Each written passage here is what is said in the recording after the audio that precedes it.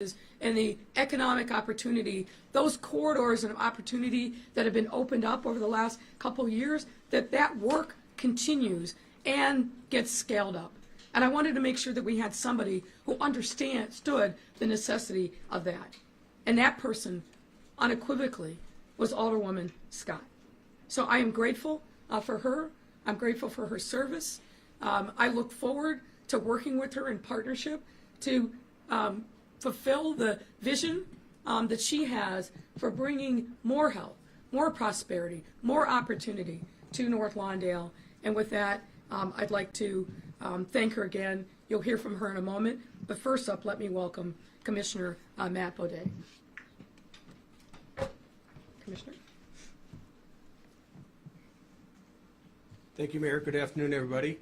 I'm Matt Baudet, Building Commissioner, and I'd like to thank the Mayor for her leadership on this item, as well as Alderwoman Haddon and Alderman Osterman and other members of the committee that worked very hard on this ordinance. As the Mayor mentioned, common sense must prevail. And just to be clear, the heating ordinance has never prohibited anybody from disengaging the heating system and engaging the cooling system before June 1st. But as the Alderman says, as the Mayor said, we have to exercise common sense in this, and this ordinance does just that. We don't have to have the excuse anymore of you can only have heat or you can have cooling. We understand the limitations of the building systems, but just simply saying, well, sorry, I can't turn the heat on, I can't turn the air on, doesn't cut it. So what this ordinance does, it does a very common sense approach to the solution that we have before us, the issue we have before us of the two-pipe system. So what we've established now is that these buildings need to have cooling centers. And that could be the lounge, it could be the meeting room, it could be the gym. All these buildings have common areas that these folks congregate in. It's very simple to just go out and put some air conditioning units in there. So window units or portable units, just create a cooling center. Don't just simply say, sorry, I can't turn the air on for two days. That doesn't cut it. So what we have is the cooling centers. That's in this ordinance. So effective 10 days from passage today, they'll have to have cooling centers in all these buildings. And they've got 2 years, May 1st, 2024, to make that a permanent system. That gives them plenty of time to obtain the funding, obtain the parts, the labor, whatever they need. They've got 2 years of planning to do this. So I would really like to thank the Mayor for her leadership on this. The building code is often seen as a public safety code or an economic development code, which it is. But under this Mayor's leadership, this code is now an equity code. This code now looks to not just at the buildings, but the people that inhabit those buildings. And Mayor, I thank you for that, because that's, personally, that makes my job worth coming every day, so I could go and actually help people. And Mayor, I thank you for that. And thank you again. Thanks. Who's next? Next up is Commissioner Biaggi. Thank you, Mayor. And thank you all for being here today and watching as we try to apply common sense to what we can do, everything we can do, all hands on deck to address a crisis that is not only in Chicago, it's across the country in cities. But here in Chicago, we can do something about it. We are doing everything that we can, from lobbying the federal government on the design of cars that are bigger than ever, that if they can't even see a child through the windshield. We are investing $20 million a year over 5 years. That's a $100 million in a dedicated fund to changing the design of our streets. 4,000 miles of streets we are taking it on, and with this Mayor's leadership, we have funding for it. We didn't have funding for this before, dedicated to this effort. The third piece that we need help with is making sure that dangerous driving behavior is curbed. People are driving fast, they're driving furious, they're driving distracted. You've all seen it. We've all seen this across our city. And I want to thank the aldermen who see it too, who voted no on this proposed ordinance change. The fact is, When you look at this chart behind me, you can see the consequences of speeding. Speed kills, and speeding is the #1 driver that we're trying to address here. And the hardest thing is to address behavior, right? We all get behind the wheel from time to time, and it's easy to speed, but we have to do everything we can. And the tool in the toolbox to address enforcement of driver behavior is the speed cameras and placing limits, a threshold for getting that speed ticket. So you can see behind me on this graph the influence of the speed camera program. Since we've installed the cameras, you heard we had a study done for 3 years that showed it's making a difference. We're reducing fatalities by double-digit percentages, reducing injuries. Possibly 36 people who would have been killed or seriously injured were not because the cameras were in place. The slide you see behind me is the cameras with the speed thresholds, and injuries near those cameras have gone down. They have gone down 13%. That is a huge improvement. It shows that it's working, and in every camera in the city we can see that speeds are going down. That is a good thing. The consequences for speeding, as you heard the mayor address in her remarks, are stark, and maybe we can flip to the other slide here. You can see, hopefully at the next slide, we have 20 miles an hour. You have a 10% chance of being killed if you're a pedestrian crossing that street. At 30 miles an hour, you're getting to 40% chance of getting killed. At 36, where the threshold is for a speeding ticket, which is above the law, above the speed limit, you're at 50-50. Maybe you survive, maybe you don't. At 40 miles an hour, which raising the threshold back another 10 miles an hour is a tacit approval of 40 miles an hour in this city. And you can see the consequence. That's an 80% chance of being killed if you're a pedestrian and you get hit. And in the city, it's not just pedestrians. It's also cyclists. It's also drivers themselves. 60% of the fatalities that we saw last year were the drivers. This is for everybody. We need everybody to slow down, but we need tools like the speed cameras and a threshold that makes sense in order to get everybody just to slow down. We want you to slow down. That's what this is about, because you're going to save somebody's life. So the next time you get in the car, think about that. And to everyone who did not support this, I urge you to please look at the data, look at what we're trying to achieve here, look at what's happening in our city and other cities around the country. This is what we can do together. Everyone has a role to play. So I want to thank the mayor for her leadership on this. You heard Commissioner Baudet talk about common sense with heating and cooling. This is common sense when it comes to safety in our city, and we are all about it. And this mayor is all about that. So again, I urge you to take a close look at the data we're presenting, and you know you're experiencing it. You know when you drive around the city that it's real. So I really appreciate the opportunity to be here today to talk a little bit about that. And again, thank you, Mayor, for your leadership on this critical, critical matter for us as a city, something we can do together. Thank you. And next, I think... She wasn't listening to me. Somebody around the corner. With a phone. So next, if I may introduce the new 24th Ward Alderman, Monique Scott. Welcome. First off, I would like to start off and thank the 24th Ward Committee and also the mayor for this appointment. It is an honor to appear in front of you today as the new 24th Ward Alderman. I am here to unequivocally state my commitment and desire to serve the residents of the 24th Ward. North Lawndale has been my home for my entire life. I have lived on the same street since I was 13 years old. It's a neighborhood of hardworking, compassionate people who deserve nothing less than an alderman that will fight for them, an alderman that will fight for them every single day. My passion for this community runs deep. I have spent a large part of my life and career developing relationships in my community. But it didn't just start with me.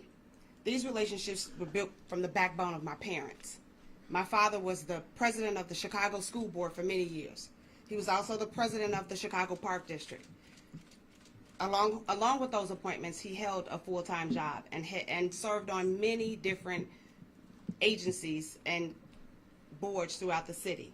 My mom worked at a high school within North Lawndale, as well as the 24th Ward Ward Superintendent. Something that always resonated with me as a child. My father always told me, I used to be like, oh, Dad, I want to leave. I don't want to live in this community anymore. I mean, let's go to Lincoln Park. Let's go move someplace else. My father always told me, if you leave, you are part of the problem. But if you stay, then you are part of the solution. So I guess I'm that solution. As both a resident and a public servant, I am proud to have dedicated so much of my time and efforts towards becoming a trusted community resource and bringing residents together to create a community that supports and looks out for everyone. As the mayor mentioned, I've had multiple roles before becoming an alderman. Most recently, I was the supervisor for the Chicago Park District, where I served every day to improve public facilities and manage a team of employees who put residents first. But I know, and I knew, that my work couldn't stop there. That's why I also looked into innovative ways to engage residents and create programming that brought people together. The goal I had then is the same goal that I have now, to create spaces in my neighborhood where my neighbors could feel safe, supported, and seen. North Lawndale is poised to experience a true renaissance thanks to the work of the previous alderman. Now it's my turn to give back. My plan to move my neighborhood forward has three main pillars. First is to continue to improve public safety and build safe spaces in my community. Second, to usher in economic development and investments. And third, to engage our youth to set up our next generation of North Lawndale leaders. My neighbors deserve a leader that has a deep understanding of our community and the resourcefulness to leave no stone unturned. I will bring every ounce of creativity, tenacity, and excellence to this role and continue my family's legacy of public service. It is an honor to step into this role. And during the time when my neighborhood is finally getting the resources we need to live up to our full potential, I am thankful. I will build on this progress as the alderman of the 24th Ward, and I will not waver my commitment to make North Lawndale a better place for all. Thank you. And now I would like to welcome Mayor Lightfoot.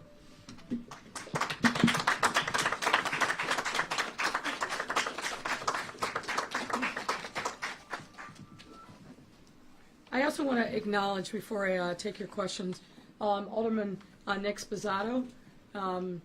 Nick is my friend, my conscience, always tells me what he's thinking, and I appreciate his support, knowing and understanding that we've got to do more to keep our community safe. So with that, I'm happy to take your questions. Thanks a lot, Mayor. Appreciate that. Members of the media, just a couple of reminders. Asha and I will be bringing down the mic to you from the back to the front. Also, if you need to exit the room, you can use the back door. And remember that the Q&A session is to ask a question and not to make a statement. So I appreciate that. And let's kick it off with Mallory from WLS. Hello, Mayor. Hi there. I first wanted to get your reaction to Alderman Anthony Beal's comments after today's City Council meeting where you defer and published his repeal on the ordinance for the speed cameras. He said that the revenue that will be lost, the $45 million, that we could just find it in the same manner that you found revenue in the couch cushions for finding campaign values and finding money towards gas cards. I think that's what he was referring to, but he said you'll find money in the couch cushions for this lost revenue. Is this a public safety issue or is this a revenue issue? Well, let me quote the alderman himself, and let me take you back a little bit. This changing of the limits from 10 miles an hour to 6 miles an hour was actually passed by the City Council in 2012, so almost a decade ago. And it wasn't enforced during that time for reasons that I think have been lost to passage of history, but it was approved by a City Council that included yes votes from, for example, Alderman Beal, Alderman Quinn, Alderman Burke, and others. So at the time of the debate, Alderman Beal said, quote, one of the things that you heard from this council is that it's not about the revenue. And we wanted to make sure that it was not about the revenue. And you saw that, so you looked to decrease the fine that you would have sent a signal that it is not about the revenue, end quote. So at the time of passage, something he voted for, he said himself it was not about the revenue. So what's changed in 10 years other than we have a different mayor? Not much on that front. But what has changed is an incredible acceleration in the amount of speed-related deaths in our city. This is fundamentally about public safety. It's about saving lives. If you've seen the maps that Commissioner Biaggi has shown now over and over again with a number of people who died from traffic fatalities over the course of 2021 alone, and unfortunately we're continuing to see that same pace this year, every part of our city has been affected by this, every single part. Not just the south side, as some have tried to suggest, not just the west side, but downtown, on the northeast side, on the northwest side. This is a crisis for our entire city that we need to tackle, and we are doing that. But the last thing that we need is to give people who are breaking the law by speeding license to go faster, which is what the Beal ordinance would do. And faster, notably, around parks and schools. That makes no sense. It makes no sense whatsoever. And there's been a lot of discussion about this, but let me also repeat, the revenue is real, but there are ample opportunities for people who get these tickets to get a one pass, to get fines reduced. But fundamentally, the easiest thing for people to do, as Commissioner Biaggi said, is don't speed in the first place. Yeah, no one likes speed cameras, I get it. But this is life or death that we're talking about here. And we have got to step up as a city and address this crisis. When I saw the map that showed the number of fatalities on over 2021, I felt like a gut punch. This is a nationwide crisis. I've spoken to the Secretary of Transportation about this very issue just this last weekend. But here in Chicago, we actually have the tools in our hands to do something about this. This is not one of those big generations in the making, intractable problems that is going to take so much time. All we have to do is take our foot off the gas pedal to preserve lives of pedestrians of all ages, to save lives of bicyclists of all ages, to save lives of other people traveling in vehicles, and even your own life. People are driving too fast. That's fundamentally what this is about.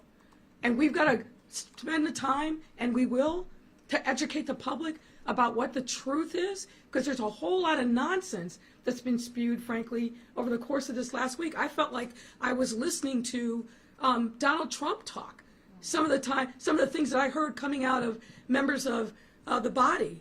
But the truth is, and the data is, that this is a crisis that needs to be addressed because we are losing Chicagoans, it seems like every other day, needlessly, because of speeding drivers. That cannot be an acceptable status quo for anyone, and it certainly isn't for me.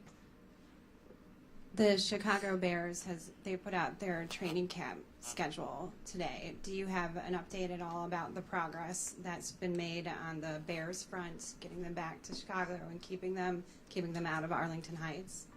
Well, I'll say two things about that. First of all, let's hope that they have a great season.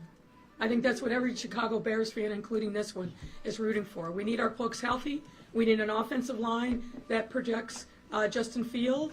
And we need to make sure that our defense doesn't lose any steps whatsoever. So I think for me, when I think about the Bears, what I think about is let's go get them and be the monsters of the Midway and the performance on the field. That's the most important thing. Regarding your other question, we'll have an update soon. Thanks, Mayor. Craig Wall, ABC. Mayor, obviously you've spoken to the underlying issue of the speed cameras, but could you address the tit-for-tat retaliation that seemed to happen today after your deferment process? I mean, you called it games, let the games begin, I thought we heard you say, but I mean, what's your take on that? Well, I mean, frankly, I don't really have much to say about it. I think the performance of those two have shown themselves for quite some time really speaks for itself. But I think with the rest of the council, if you read the room, as I did, they want to be about the people's business. And what they don't want is gamesmanship and obstruction, which has become, unfortunately, very, very common fare for those two individuals. What we've got to be about is doing the people's business and acting like adults and getting work done, because that's what people elected us to do. So I'm going to keep focused on doing my job and hopefully moving the city council forward in a way that actually reflects the realities of what people want us to do, which is to serve them, not petty selfish interest. Bill, essentially saying it was gamesmanship on your part, and question, why not just let this come to the full city council for a vote today? So you hear a lot of things from him, and I've heard a lot of things from him over the course of this last week in particular, and things that frankly have no bearing on the truth.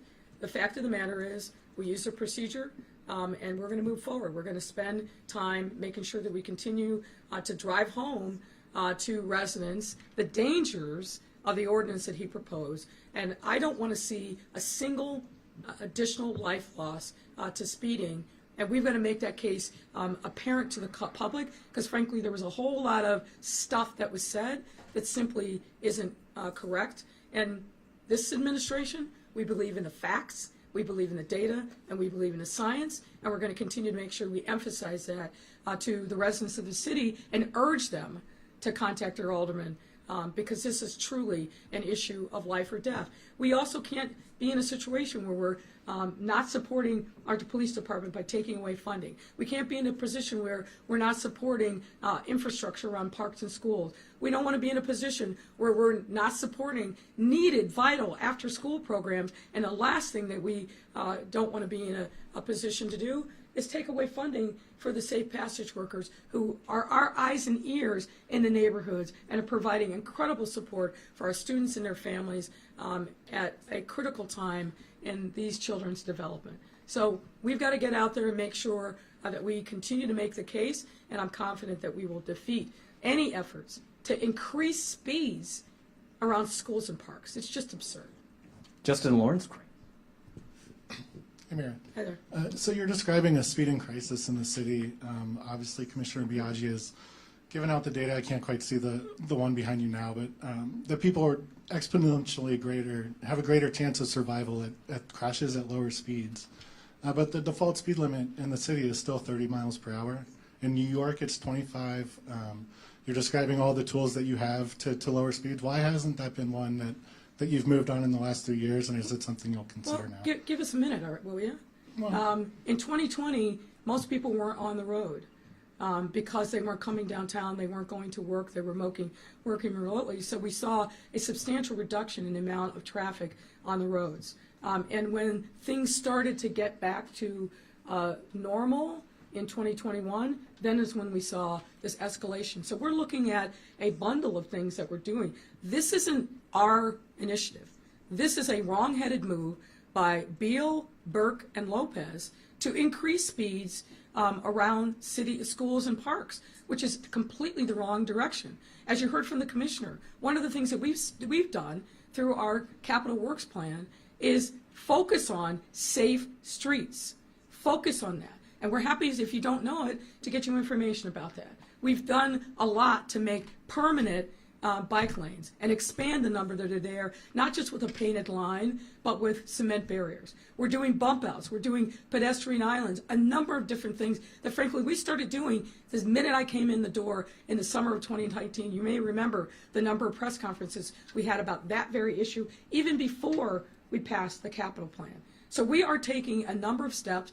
The commissioner and I and other members of our senior leadership team are looking at this national crisis and saying, what are the other tools that we can bring to bear to make sure that our city's roads and streets are safer?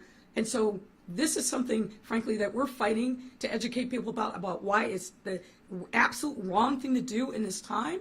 But it doesn't mean that we're not looking at a number of other opportunities for us to make streets safer.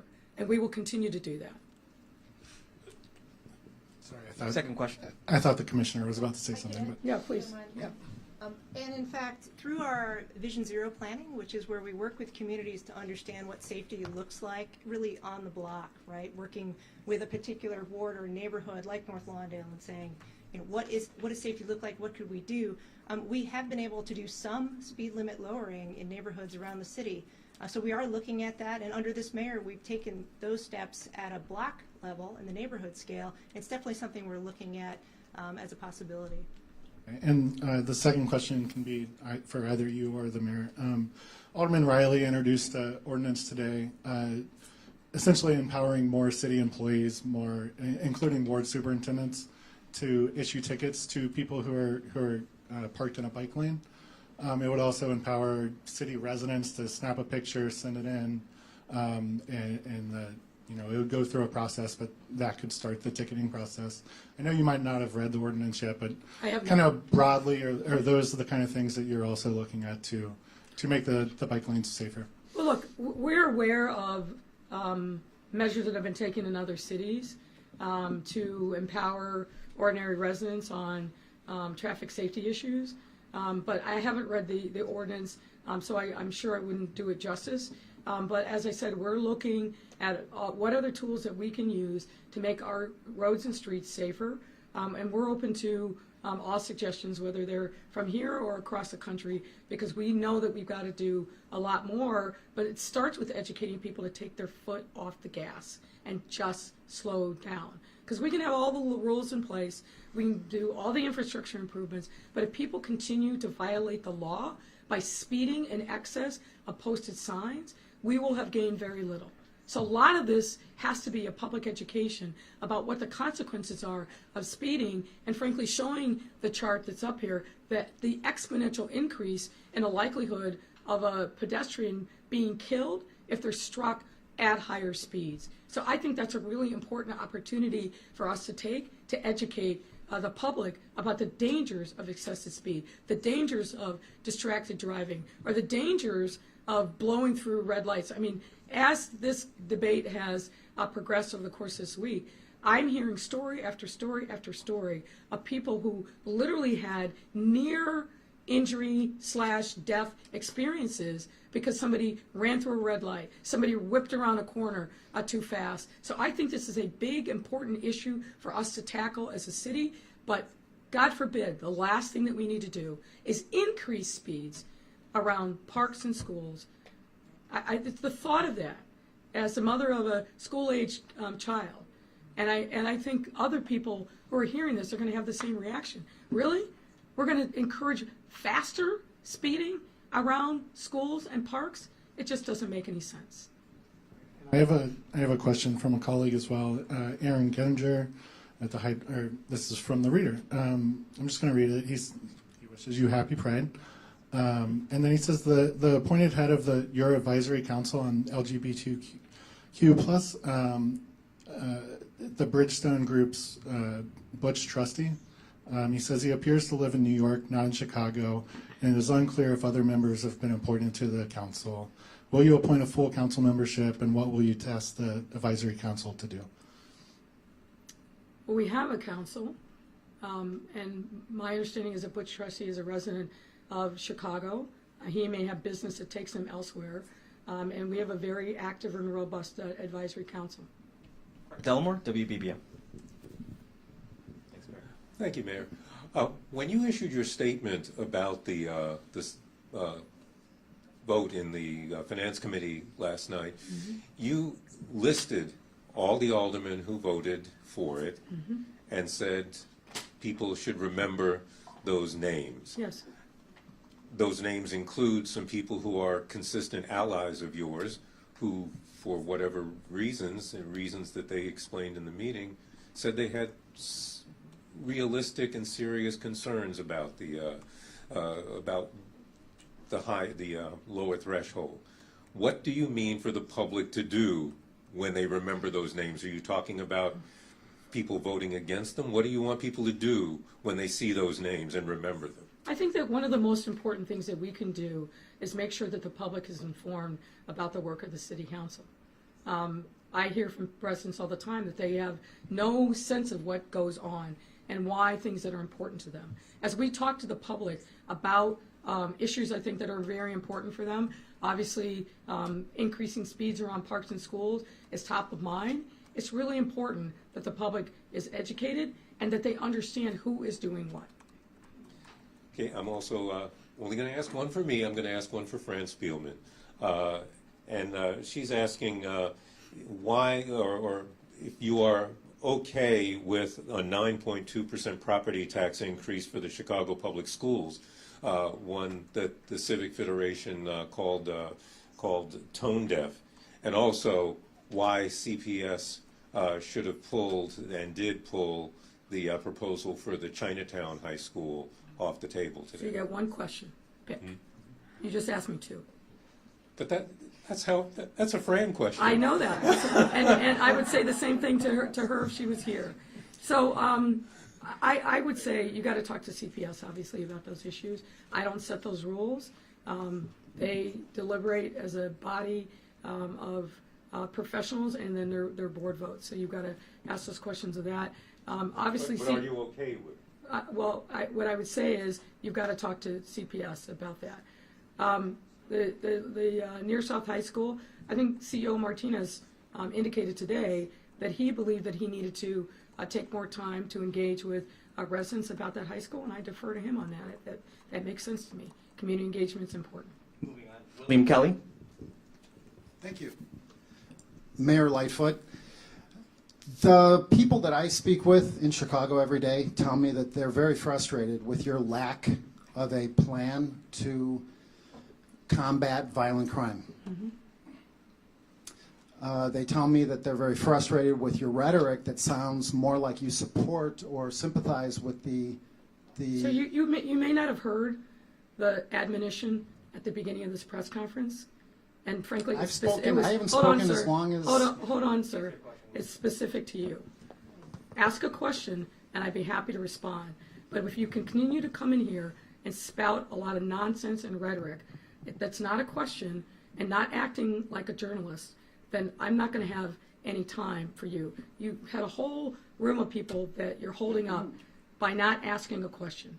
And I know you like to film me, and then you like to go on Fox News. Every other and then reporter you're- here is filming you. Yeah, so, I'm but not the what only reporter but what I filming you. want you to do is ask a question, sir. Don't give me your right-wing nonsense and spewing of facts that are completely untethered from the reality. Just ask a question. That's all I'm asking you. Ask a question, so we can move on. Well, I'm not the only reporter filming Ask you. a question.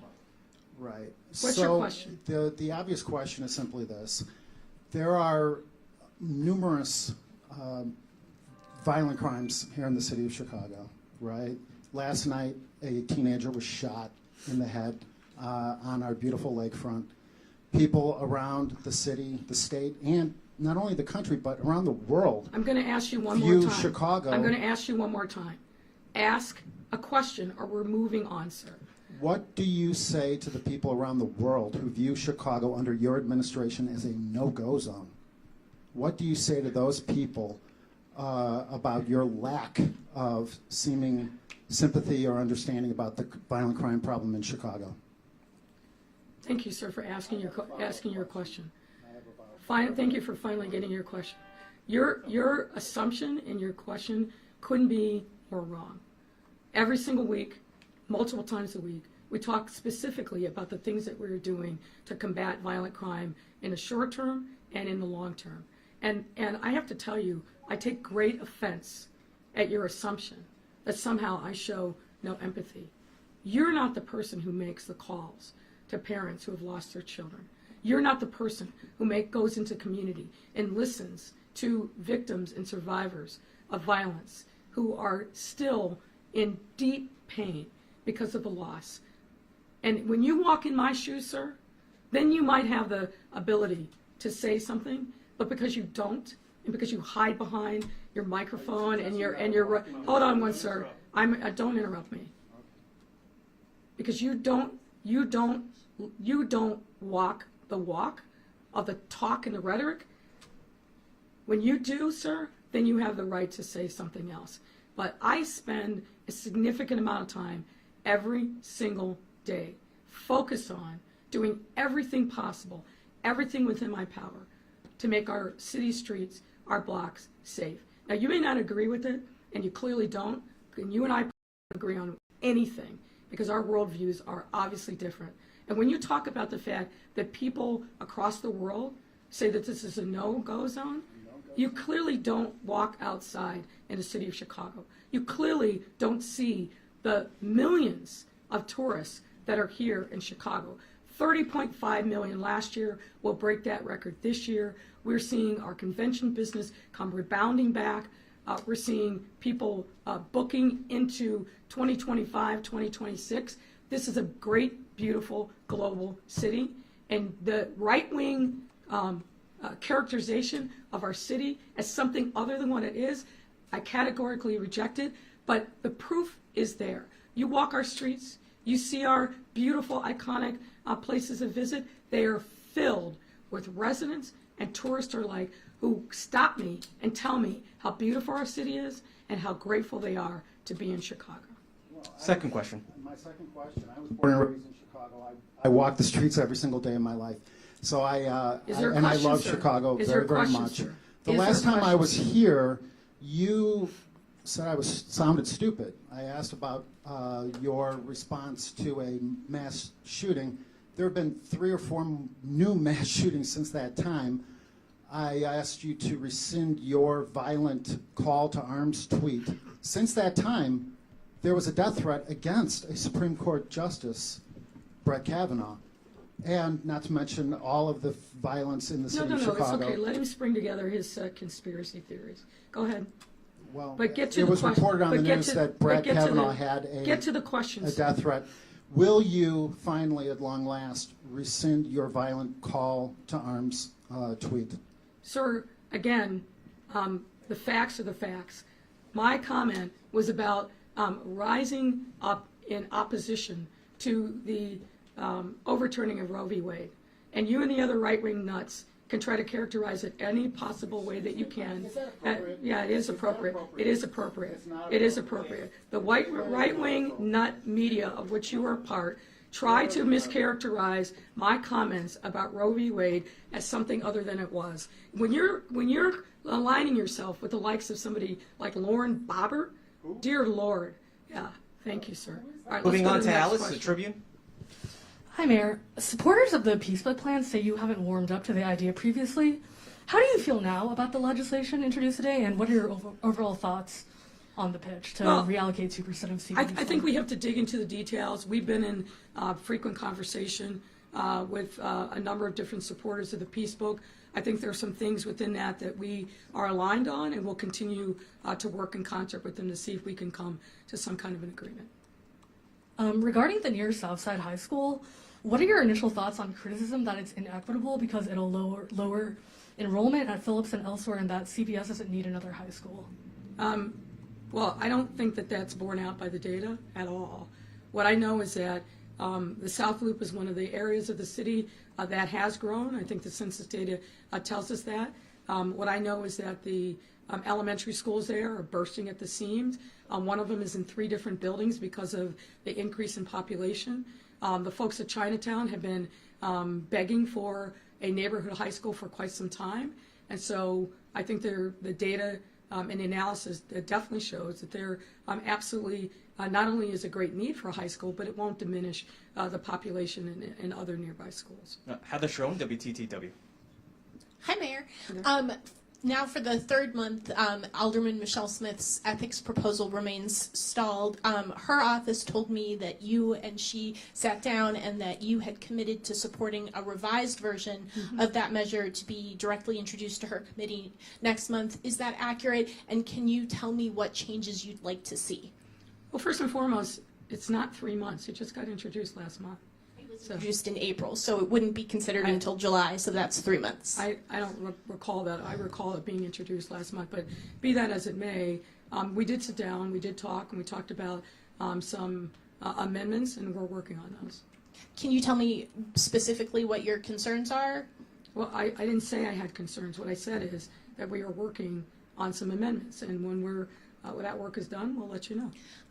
During the Finance Committee debate about the speed camera issue, it was clear that there are no speed cameras in Lincoln Park, and there are very few along the lakefront, according to the map that's on the city's data portal. That's not accurate, and Commissioner Biaggi can certainly address that issue. Sure. Thank you. I'm glad you asked, because this is a great opportunity to clear this up. So Lincoln Park has 3 cameras enforcing near Schaefer Park. That's near Ashland, Fullerton, Clybourne, which we know is a very, it's a high crash corridor. We see crashes there every 2 days. So it's not, so they are in Lincoln Park, and they're also in the Gold Coast, in Streeterville, Lakeview, north of Lincoln Park, Uptown, Edgewater, and downtown. And I should add, I suppose, that there are no speed cameras near South, Douglas, Oakland, Kenwood, Bronzeville, Grand Boulevard, and Armour Square. So we have an array, obviously, out there, and we're happy to work with any community on making sure that the cameras are where they need to be within the constraints of the rules, which are parks and schools. Greg Pratt, The Tribune. Good afternoon, Mayor. So the council passed the officer death benefits ordinance that Matt O'Shea was pushing, and there was some talk, and there is a lot of talk about how tough the job is of a police officer, which is, it's tough at all times. It's been tough now. There's a lot of concern out there that the cops are getting burned out. They're not getting their time off. They don't have enough support.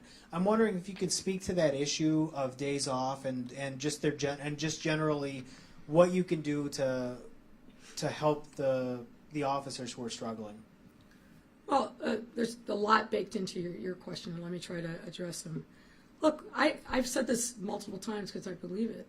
I think this is one of the hardest times to be a police officer. There's no ifs, ands, or buts about it. Every single day, they are seeing people in their worst possible circumstances, and that is real. And the trauma that police officers are experiencing is real, which is precisely why we, at the urging of the superintendent, passed an additional $20 million specific to officer wellness, and we are executing on making sure that there are resources in every police district for our officers that are on duty, and frankly for their families to be able to access. When I took office, there were 3 EAP specialists to service the entire department. We've now increased that number exponentially, and we're going to continue to look at ways in which we can support our officers. I heard a number of things today that were said, and particularly around cancel days off and so forth. What I would urge is people to actually educate themselves about what the realities are. The reality is that for the last 2 years, officers are given notice ahead of time when days are going to be canceled. For example, Memorial Day weekend, Father's Day weekend, 4th of July, Labor Day. Those are given notice from the department ahead of time so that officers and their families can make a preparation. In addition, obviously there are some times when there may be an emergency and a day off and has to be canceled, or because of particular circumstances in a particular geographic area, there may be a reason to hold people over their day, over their tour for a couple of hours. But what I would also say is you should figure out and look at the incredible amount of furlough days, personal days, and other things that officers have by contract. So this notion that, I think the infamous head of the FOP has said as part of his campaign, they're being worked like mules, it's just simply not correct. We understand there's a lot of stress and strain on being a police officer. That part of that is inherent in the job, but we are doing, and I would say the department has taken extraordinary steps to try to ease that burden on individual officers and their families, particularly during what I think, as I said before, is probably the most difficult time to be the police. So the facts do matter here, and if you look at the amount of respite that is baked into the contracts that officers get as a matter of contractual right, and you couple that with the advance notice that they never used to get. I worked in this department back in the early 2000s. Canceled days off just happened. and they get maybe 24 hours notice or less. That is not the way this superintendent manages the police department. And so sometimes people get wedded to a narrative, but that narrative is just not correct. All right, and then on ethics and term limits, you know, Pat Quinn is trying to force mayoral term limits. That's something, and you know, his ordinance came in today. That's something that you did say you supported, and for committee chairmanships, and you haven't moved on that. Are you working to move on that? Are you planning to introduce something? Is that something that? What's the status of you doing something about that? Well, what I said is, and I've been on record on this way before I ran for mayor, I believe in term limits, and I still do. We will work with the council, but I think it's something that is a bigger issue than city council, bigger than a mayor. It's something that really needs to be taken on at the state level and across the board. But what I will tell you is, other than Pat Quinn, I'm not hearing a huge hue and cry from residents who are worried about escalating gas prices, worried about grocery prices, worried about whether or not they're going to have a job, how they're going to recover from the pandemic, whether or not they're going to get sick. There's a whole laundry list of things that I hear on a daily basis from residents, and I think my obligation is to be responsive to the needs of our residents, and that's what I'm focused on. All right, Erin, Daily Eye. Hi. Can you respond to aldermen who say that the ETOD ordinance goes too far to circumvent existing zoning and could make neighborhoods too dense? So that's why we introduce things and have discussions. So we'll have those discussions. Okay. And we're coming up on a year since the Civilian Oversight Commission was approved, and then a month since the list of 14 nominees was sent to you. What's taking so long to make a decision, and when can we expect that commission to be announced? Well, as you can appreciate, this is going to be, I think, some of the most important appointments that I make. And so I want to make sure that I take my time to understand who these people are and give them an opportunity to come in and have a discussion. Because once these commissioners are set, and obviously I was waiting on City Council to give me the list. I have gotten the list in the last 3 weeks. And I'm going to take the time that's necessary to make sure that we get this right for the residents of our city. Thanks, Mayor. Mariah, WBZ. Hi, Mayor. Today, homeless prevention advocates held a press conference to grade you for your first 3 years on the issue. They gave you a B+ for advancing, quote, Band-Aid solutions to prevent homelessness, an F on creating a annual revenue stream to try to prevent homelessness. One of the issues is the real estate transfer tax. And so my question is, do you support putting a question on the ballot to let voters decide whether the city should increase the real estate transfer tax on properties over $1 million in the city to help fund homeless solutions? Well, we obviously have been working diligently over these last few years to make sure that we're addressing the challenges of homelessness in our city, which, as you know, are very complex. There's a lot of different reasons why people are on the street. There's not a one-size-fits-all solution, so that's why we've got to have a lot of different voices at the table, making sure that we've got social workers, mental health workers, that we're working on, obviously, transitional housing, and we're doing those things and trying to move forward as fast as possible, and we've committed extraordinary amounts of resources to do just that. You know, frankly, as you know, I supported the real estate transfer tax early on and tried to get that done in Springfield, but because of the things that were done by the same coalition, that program didn't move forward. So what I will say is I'm going to continue to work on making sure that we've got the resources that we need to address the homelessness challenges that we have that are multi-tiered and complex, and make sure that we have a multidisciplinary approach to getting people off the street. Nobody in our city should be living on the street.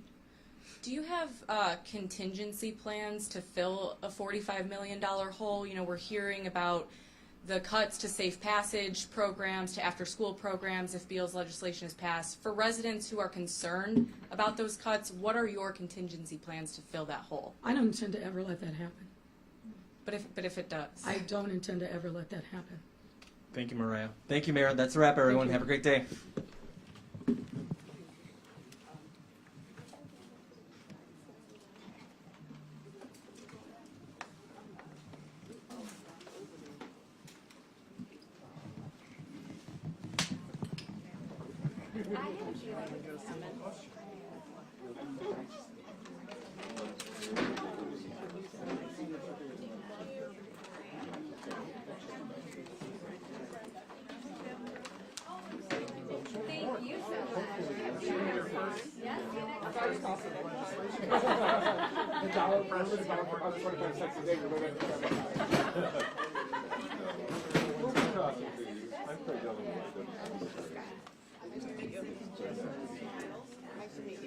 And I do hope we will be able to talk more.